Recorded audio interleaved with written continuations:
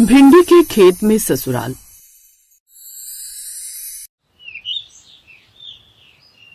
ये भिंडी का खेत मेरी ससुराल है। वो सामने जो छोटी सी झोपड़ी है खेत में। शादी के बाद क्या मैं उस घर में रहने वाली हूँ? बिल्कुल नहीं। मैं तो कभी भी इस घर में शादी नहीं कर सकती। मेरी ससुराल भिंडी के खेत में नहीं होगी। मैंने ऐसे सपने कभी नहीं देखे थे।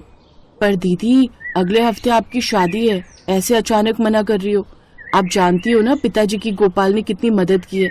जब गुंडे पिताजी से कर्जा मांगने आए थे तब गोपाल ने अपनी जोड़ी हुई जमा पूंजी देकर पिताजी की मदद की थी।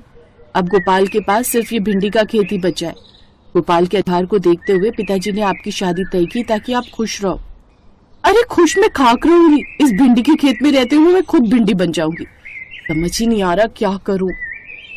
मेघा दीदी कहीं गोपाल के परिवार वाले झोपड़ी से बाहर ना आ जाए। किसी ने हमें देख लिया तो अच्छा नहीं लगेगा। 2 दिन बाद आप दुल्हन बनने वाली हो, आपको यहीं आना है।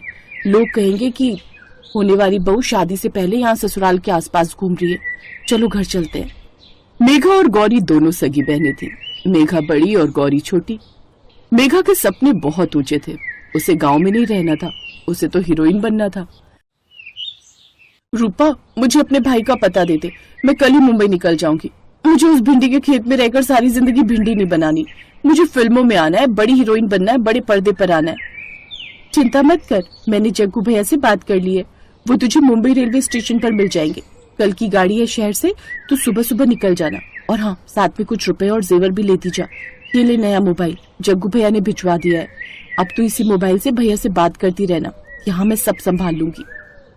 मेघा ने सोच लिया था कि वो शादी नहीं करेगी और भाग जाएगी, और ऐसा ही हुआ। शादी के दिन सुबह के समय सब तैयारियों में लगे हुए थे, पर मेघा तो भाग चुकी थी। गौरी, मेघा बहुत देर से दिखाई नहीं दे रही। कहाँ है वो? उसको हल्दी लगनी है। पता नहीं माँ, मैं भी बहुत देर से दीदी को ही ढूंढ रही हूँ।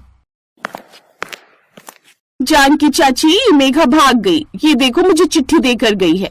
मैंने उसे रोकने की बहुत कोशिश की पर वो रुकी ही नहीं। बोली मैं मुंबई जा रही हूँ फिल्मों में काम करने। क्या मेघा शादी छोड़कर भाग गई? हे भगवान, ये तूने क्या कर दिया? मेघा हमारी इज्जत को नीलाम करके कहाँ चली गई तू? इतना अच्छा लड़का है गोपाल, कितनी मदद की उसने हमारी। उसके अच्छे व्यवहार को देखते हुए ही मैंने मेघा की शादी उसके साथ तय की थी। सारे रिश्तेदार आने वाले हैं। गोपाल के घर डोली नहीं गई तो उसकी कितनी बदनामी होगी। नहीं नहीं, ऐसा कभी नहीं होगा। जानकी और रामदीन फूट फूट कर रोने लगे।